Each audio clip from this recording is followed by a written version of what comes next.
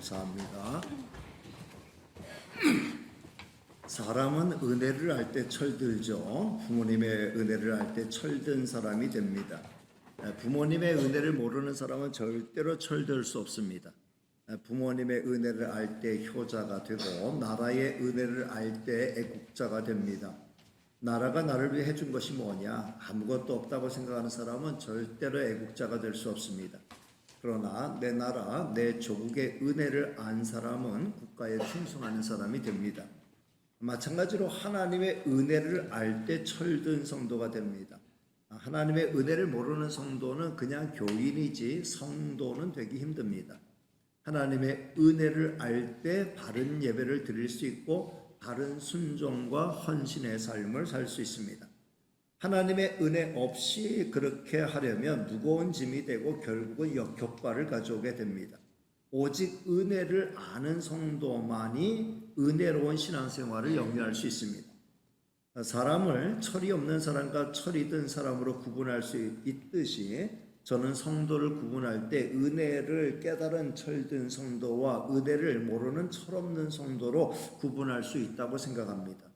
물론 철이 없는 성도라고 구원 못 받는다, 그거 아니에요. 이미 예수님을 나의 구주로 영접한 사람이라면 철이 들었든 안 들었든 다 구원받습니다. 그러나 기왕이면 구원받은 성도라면 철든 성도가 되는 게 훨씬 더 좋죠. 성도 여러분, 저는 모태신앙이지만 은혜를 모르고 신앙생활 하던 때가 있었습니다. 그때는 신앙생활이 정말 힘들고 어려웠습니다. 그러나 은혜를 알고 나니 신앙생활이 정말 기쁘고 즐거운 신앙생활이 되었습니다. 하나님의 은혜를 깨닫기 전과 하나님의 은혜를 깨달은 후가 180도 달라진 거죠. 이렇듯 은혜에 대한 깨달음은 아무리 강조해도 지나치지 않습니다. 저의 경우에 있어서 은혜에 대한 깨달음은 단번에 온 건 아니에요.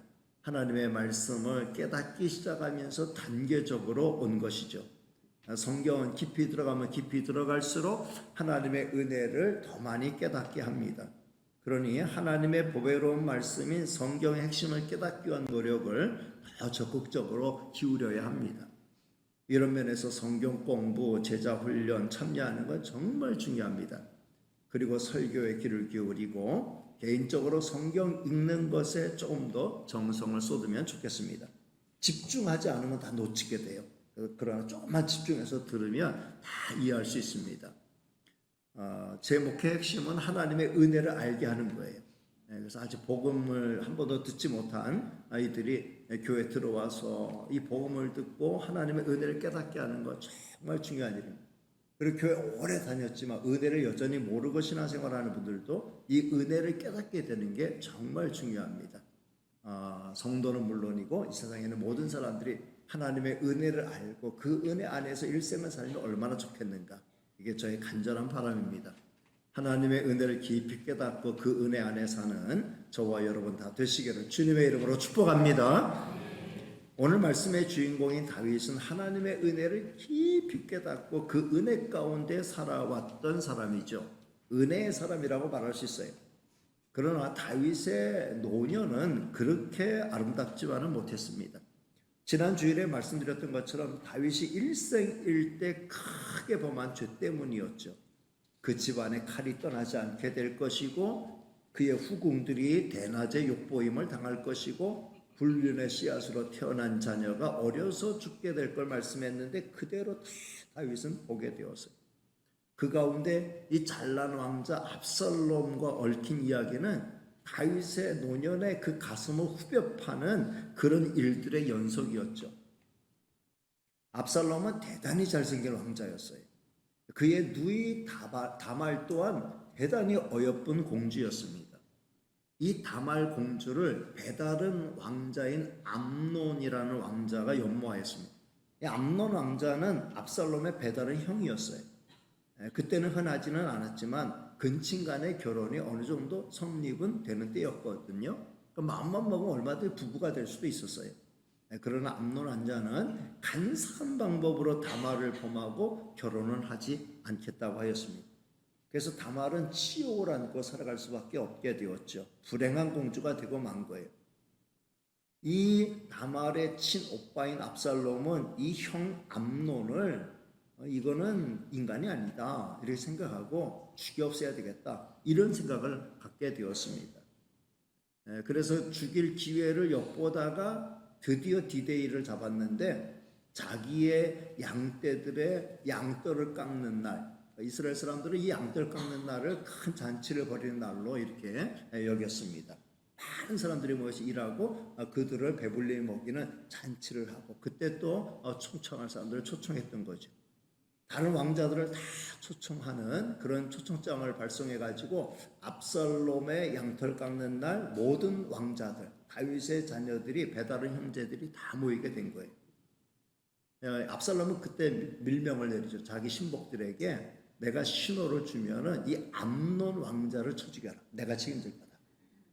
드디어 신호를 내렸어요. 암논 왕자가 죽임을 당하게 되었습니다. 근데 왕궁에 갑작스럽게 비보가 전해진 거죠. 왕궁에는 소식이 어떻게 전해졌는가 하면은 압살롬이 모든 왕자들을 다 죽였다. 다윗이 그 소식을 먼저 전해드린 거예요. 이거 뭐 시급할 일이죠.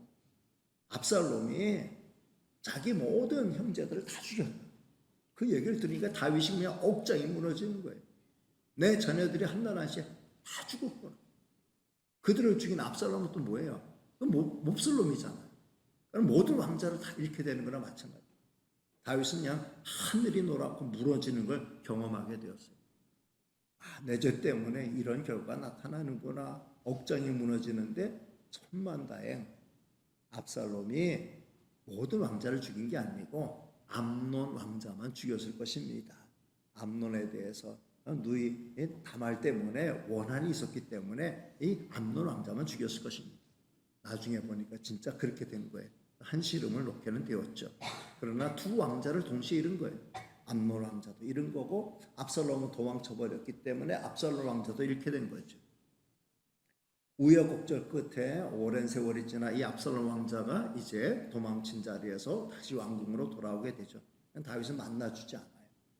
그런 사이에 이 압살롬 왕자는 백성들의 마음을 후리기 위해서 성문 앞에서 왕궁에 뭔가 좀 청이 있거나 뭔가 좀 억울한 일 있는 사람들 나한테 와라. 가지고 압살롬 왕자가 그 문제들을 막 개인적인 민원을 다 해결해 준 거예요. 그러니까 많은 사람들이 이 압살롬을 좋아하게 된 거죠. 어느 정도 자기의 세력이 확보되었을 때 압살롬은 아버지에 대해서 반역을 일으킨 거예요. 그래서 그냥 반역을 일으키고 그 다음에 아버지를 왕궁에서 이제 죽이려고 추격하다 보니까 다윗은 그냥 불이 나게 그냥 신복들의 도움 받아서 왕궁을 빠져나가게 되었죠. 후궁들만 남게 된 거예요. 그럴 때 대낮에 이 후궁들을 천막을 쳐놓고 그 가운데서 욕을 보이는 이런 아주 파렴치한 일을 행하게 됩니다. 그리고 계속해서 아버지를 잡기 위해서 추격하는 추격대를 보내죠. 그러나 마침내 다윗의 용사들이 이 압살롬의 반란을 진압하게 됩니다. 압살롬은 죽임을 당하게 되죠. 나중에 압살롬이 죽게 되었다. 이야기를 들었을 때 다윗은 또다시 하늘이 무너지는 그런 아픔을 경험하게 돼요. 이렇게 압살롬도 죽는구나. 파렴치한 아들이었지만 자기의 사랑하는 아들이었기 때문에 차라리 내 죄 때문에 이게 다 이렇게 벌어진 일이니 내가 죽고 네가 살았더라. 차라리 내가 죽고 네가 살았더라. 그게 좋았을걸. 내가 이런 고통과 이런 괴로움을 다 맛보는구나. 다윗은 많이 슬퍼했습니다. 근데 막상 압살롬의 난을 진압하고 승리해서 왕에게 이제 대적을 다 이제 난을 진압하고 이제 평화로운 세상이 다시 돌아왔습니다. 왕에게 보고하러 온 이 장수들은 깜짝 놀란 거예요. 다윗 왕이 공을 치하해 주는 게 아니라 자기 아들 죽은 걸 그걸 비통해하면서 압살롬이 살았고 내가 죽었으며 하고 이야기하니까 우리는 뭐야? 우리 차라리 우리가 다 죽었으면 왕이 좋아할 뻔했네. 오히려 이 사람들의 반란을 일으킬 이런 분위기가 되니까 누가 충성스러운 신하가 다윗 왕이요 그렇게 하면 안 됩니다. 이분들을 환영해 줘야 됩니다. 다윗은 눈물을 씻고 그들을 다시 환영하면서 왕국이 안정을 찾게 되죠.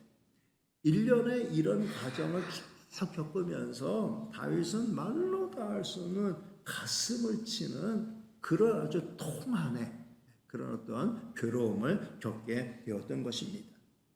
그야말로 다윗은 극적인 일생을 살았다 이렇게 볼 수 있는 거죠. 그러나 마지막 그의 인생의 말년에 가서는 해피엔딩으로 끝나게 됩니다.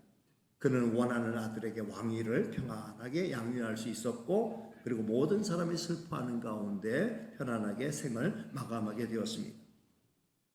다윗은 자기 일생을 한번 쭉 노년의 마지막에 돌아보면서 하나님의 은혜였구나 라고는 한마디를 떠올릴 수밖에 없었습니다. 오늘 이 다윗의 시는 다윗의 마지막 말이라는 말과 함께 다윗의 마지막 은혜의 고백이라고 볼 수 있는데, 하나님의 은혜를 노래한 겁니다.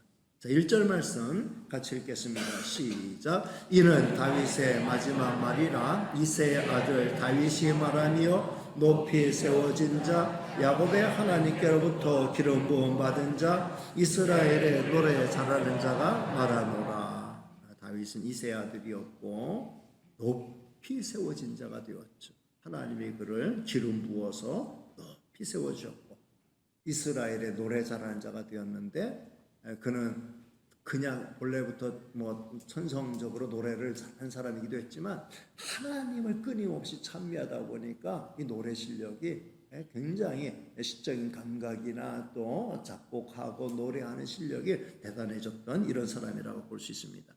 그는 하나님의 도구가 되어서 하나님의 뜻을 전하게 되죠. 2절 말씀 같이 봅니다. 시작. 여호와의 영이 나를 통하여 말씀하시며 그의 말씀이 내 혀에 있도다. 여호와의 영, 성령이 나를 통하여 말씀하신다. 나는 성령의 도구가 되어서 하나님의 말씀이 내 혀에 있어서 그 말씀을 전하는 내 입은 하나님의 스피커가 되어서 하나님의 말씀 깨닫고 그 말씀을 전하는 도구가 되었다 이렇게 말하죠. 그러면서 하나님의 뜻을 전하는데 다윗을 향한 하나님의 말씀이 3절에 나옵니다. 3절 말씀 같이 읽겠습니다. 이스라엘의 하나님이 말씀하시며 이스라엘의 반석이 내게 이르시기를 사람을 공의로 다스리는 자 하나님을 경외함으로 다스리는 자요. 하나님께서 이스라엘의 하나님께서 다윗의 입을 통해서 이스라엘의 통치자로 삼은 다윗을 이야기할 때 이렇게 말씀하셨다는 거예요. 내게 이르시기를 사람을 공의로 다스리는 자 하나님을 경외함으로 다스리는 자 이렇게 말씀했다는 거예요. 사람을 공의로 다스리는 지도자예요. 이거 얼마나 좋은 말입니까? 사리사욕으로 다스리는 자가 아니었다는 거예요. 집단 이기주의로 다스리는 자가 아니었다는 거예요. 저는 우리의 지도자들이 이랬으면 정말 좋겠습니다. 우리의 지도자들이 이런 지도자들 되게 하여 주옵소서. 우리는 기도해야 되고 애초에 사람을 뽑을 때도 이런 부분을 잘 살펴서 사람을 뽑을 필요가 있죠. 하나님을 경외함으로 다스리는 자 이렇게 말씀하고 있어요. 이 말씀은 더 좋은 말씀이에요. 사람을 공의로 다스리는 거에 플러스 해가지고 하나님을 경외함으로 다스리는 자예요. 하나님을 경외함으로 다스리는 자는 하나님께 예배만 잘 드리는 자를 일컫는 게 아니에요. 예배 시간에 교회 찾아가서 예배 잘 드리지만 하나님의 뜻과 상관없이 자기의 뜻대로 다스리는 것은 하나님을 경외함으로 다스리는 게 아니에요. 하나님을 경외하는 것일지는 몰라도 하나님을 경외함으로 다스리는 걸로 이어지는 건 아니죠. 예배는 잘 드리고 교회도 출석 잘하고 신앙도 좋은 것 같은데 실질적으로 행하는 것은 그것과 달리 행한다고 하면은 경외함으로 다스리는 자는 아닌 거예요. 다윗은 하나님을 경외함으로 다스리는 자였다. 쉽게 말하면 하나님을 경외해요. 예배에 집중하고 하나님을 섬기는 일에 우선순위를 두고, 근데 그 신앙이 하나님을 경외하는 그 믿음이 그 신앙이 그걸로 그치는 게 아니라 다스리는 일로 연결되는 거예요. 하나님을 경외함으로 백성을 다스리는 자는 하나님 앞에 늘 겸손하게 되고 사람들 무시하지 않게 되고 저들의 형편과 사정을 잘 살피게 되고 저들을 위한 정치를 하게 되는 거죠. 사람을 공의로 다스리게 되고 사람을 위한 정치를 하게 되고 나를 위하고 내 사리 사욕을 위하고 집단 이기주의를 위한 정치가 아니라 모두를 위한 하나님이 기뻐하실 만한 이런 정치를 펼치는 거죠. 다윗이 그렇게 다스리는 자였다. 하나님이 말씀해 주신 거예요. 사람을 공의로 다스리는 자, 하나님을 경외함으로 다스리는 자요. 그 다음 하나님이 이런 다윗이기 때문에 축복하시는 거예요. 4절 말씀을 같이 읽겠습니다. 시작. 그는 돋는 해의 아침빛 같고 구름 없는 아침 같고 비 내린 후에 광선으로 땅에서 우미 돋는 새풀 같음이라 하시도다. 자, 이 말씀 얼마나 은혜로운 말씀입니다. 제가 요새는 봄, 가을 신방도 없고 성도들의 가정을 특별히 찾아가서 신방하는 일이 거의 없습니다만 병원 신방 또 이사 신방 또 새가족 신방 이 정도 합니다만은 봄, 가을로 신방할 때 이 말씀을 많이 전해드렸어요. 축복의 말씀으로. 돋는 해의 아침빛 같고 구름 없는 아침 같고 비 내린 후에 광선으로 땅에서 우미 돋는 새풀 같다. 여러분, 돋는 해의 아침빛 같다. 짙은 어둠이 걷히고 찬란하게 동력에서 떠오르는 태양의 아침빛은 직선이죠. 하나도 구부러지지 않아요. 대단히 선명하고 깨끗합니다. 그런데 이 아침빛은 자기만 빛나는 게 아니에요. 그 빛이 닿는 모든 것을 아름답게 왔다. 찬란한 아침빛이 직선으로 가서 닿는 곳마다 다 아름답게 빛납니다. 그 찬란한 아침빛이 나뭇잎에 비치면 그 나뭇잎이 찬란하게 빛나요. 그 아침빛이 저 길거리에 있는 작은 돌에 비치면 그 돌이 순식간에 찬란하게 빛나요. 하찮은 풀에 비춰도 그 풀이 빛나고 발바닥에 밟히는 낙엽에 그 아침빛이 비치면 그 낙엽조차도 찬란하게 바뀌게 됩니다. 돋는 해의 아침빛의 축복이 이런 거예요. 구름 없는 아침 같고 그랬어요. 아무리 이렇게 햇빛이 찬란하여도 구름이 끼면 그 찬란함을 볼 수가 없어요. 근데 그동안 빛을 가리고 있던 먹구름이 싹 거치게 되면 그 아침빛은 조금 전에 말씀드렸던 그 찬란함을 모두에게 부여합니다. 다윗의 인생에 그의 빛을 가로막는 많은 먹구름이 있었지만 마침내 다윗은 구름 없는 아침의 축복을 누리게 된 거죠. 그 다음 비 내린 후에 광선으로 땅에서 우미 돋는 새풀. 비가 내리고 난 다음에 땅에 숨죽이고 있던 그 풀의 씨앗이 그 수분을 머금고 이제 우미 돋으면서 새풀이 솟아나는데 쑥쑥 우후죽순이라고 쑥쑥 솟아나죠. 성도 여러분, 구름이 햇빛을 가리지만 그러나 구름이 없는 것만 좋은 것은 아니에요. 구름 없는 인생, 먹구름이 없는 인생이면 좋겠다. 근데요, 먹구름 없으면 안 돼요. 먹구름은 비를 몰고 옵니다. 구름 없이 비가 내리는 법 없어요. 구름이 몰고 오는 그 비는 생명의 양식. 그 비를 머금고 모든 생물이 살아가는 거예요. 그러니까 먹구름이 끼고 비가 내리고 그 다음에 광선이 비칠 때에 모든 풀은 생기를 머금고 살아나죠. 그 푸르름은 모든 만물을 살게 하는 생명의 양식이 됩니다. 다윗은 자기 인생을 향한 이런 하나님의 은혜를 깨달은 거예요. 그래서 5절에 이렇게 고백하죠. 자, 5절 고백 말씀 같이 읽겠습니다. 시작. 내 집이 하나님 앞에 이같지 아니하냐. 하나님이 나와 더불어 영원한 언약을 세우사 만사에 구비하고 견고하게 하셨으니 나의 모든 구원과 나의 모든 소원을 어찌 이루지 아니하시랴. 내 집이 하나님 앞에 이같지 아니하냐.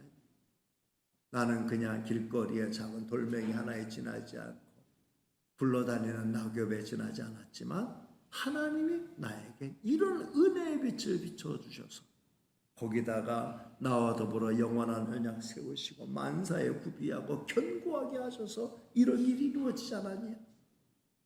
하나님이 나와 더불어 영원한 언약을 세워주셨다.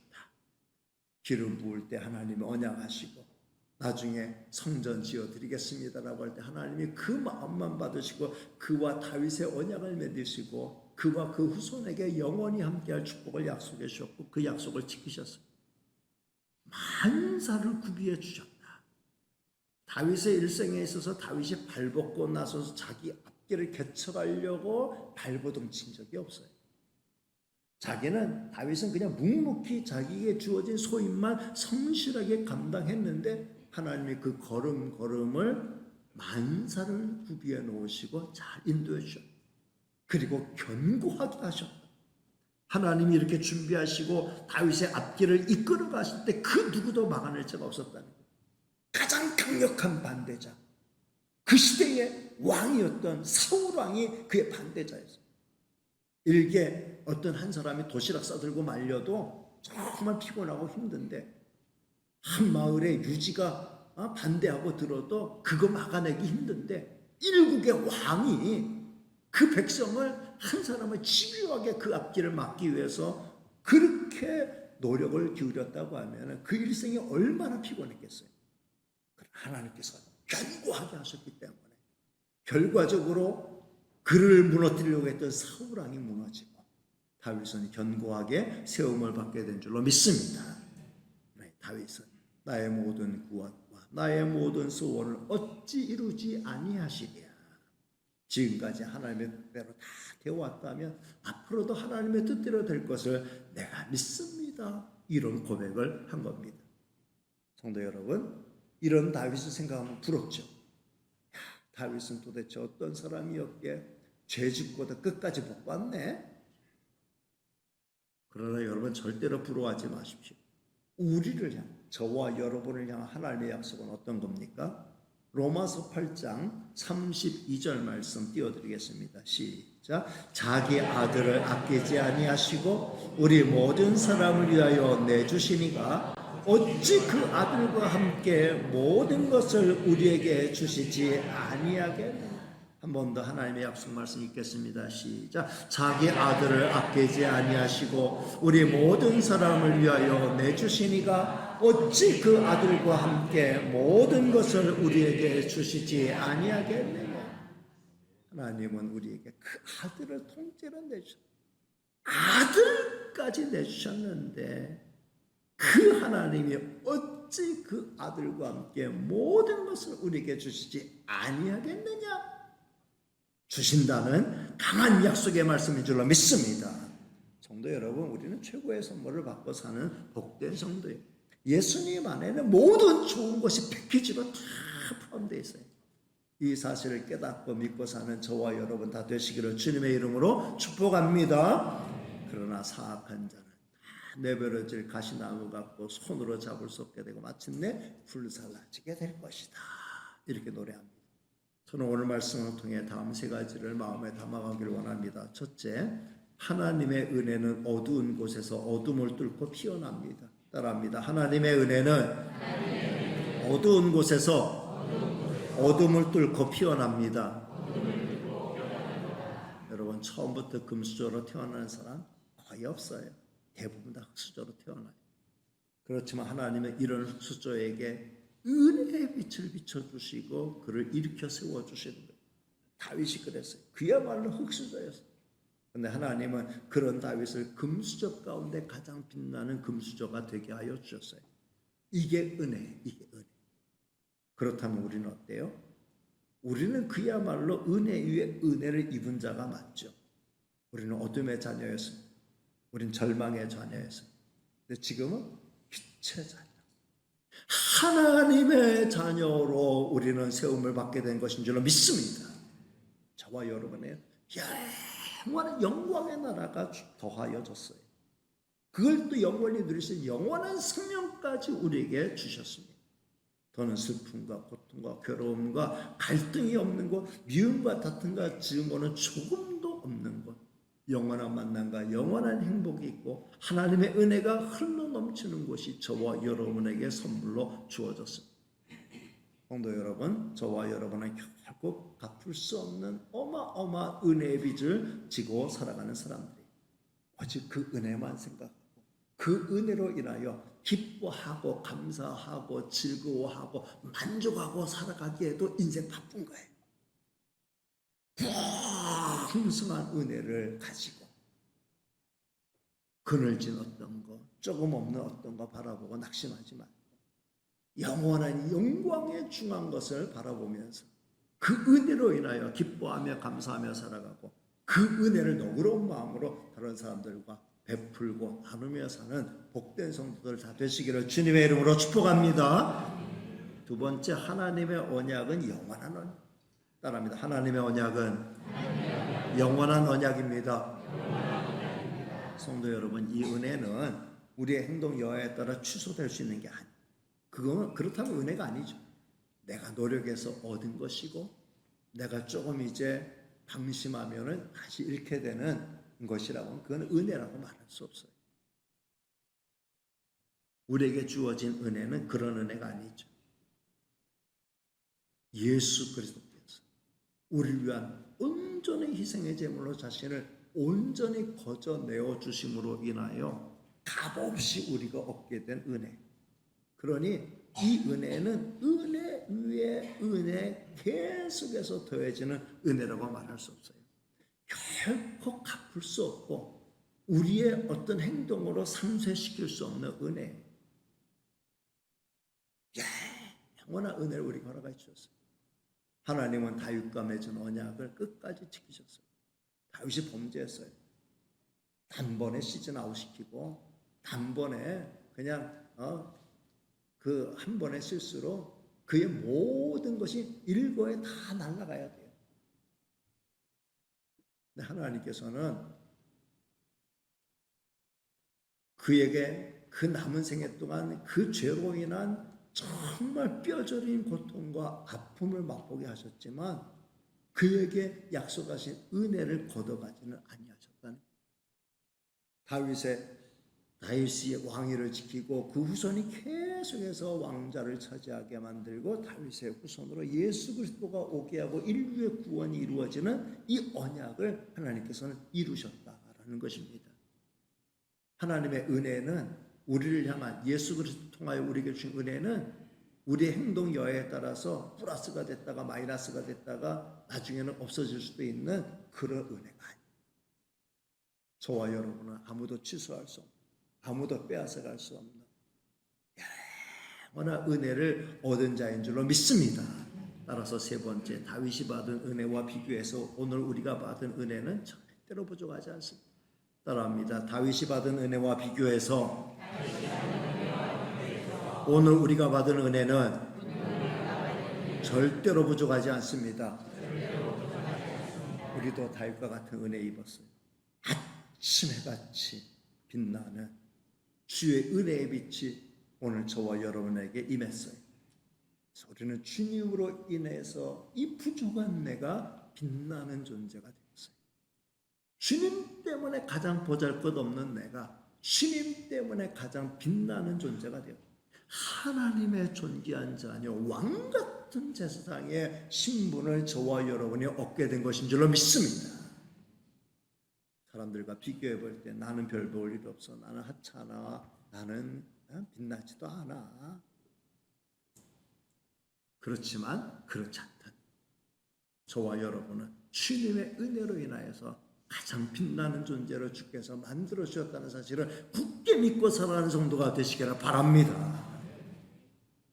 엄밀히 말하면 부족한 우리가 우리 주님과 십자가로 맺은 언약은 다윗의 언약보다도 더 견고한 언약이라는 거예요. 아무도 우리를 그리스도 안에 있는 하나님의 사랑에서 빼앗아갈 수 없게 된 것인 줄로 믿습니다. 영원히 변하지 않는 언약 속에 우리는 속하여 있고 그 은혜를 누리는 주인공이 된 거예요. 마지막으로 로마서 8장 38절 39절 로마서 8장 주옥 같은 말씀의 마지막 하이라이트 읽겠습니다. 시작. 내가 확신하노니 사망이나 생명이나 천사들이나 권세자들이나 현재일이나 장래일이나 능력이나 높음이나 깊음이나 다른 어떤 피조물이라도 우리를 우리 주 그리스도 예수 안에 있는 하나님의 사랑에서 끊을 수 없으리라. 아멘. 하늘과 땅에 그 어떤 자 우리 주 그리스도 예수 안에 있는 하나님의 사랑에서 우리를 끌어낼 자가 없다. 우리는 하나님의 은혜와 사랑으로 완전히 빛나는 존재가 되고 그 은혜를 영원히 누리는 복된 존재인 줄로 믿습니다. 따라서 그 누구도 부러워하지 마시고 항상 하나님의 은혜 안에서 승리하는 성도들 다 되시기를 주님의 이름으로 축복합니다.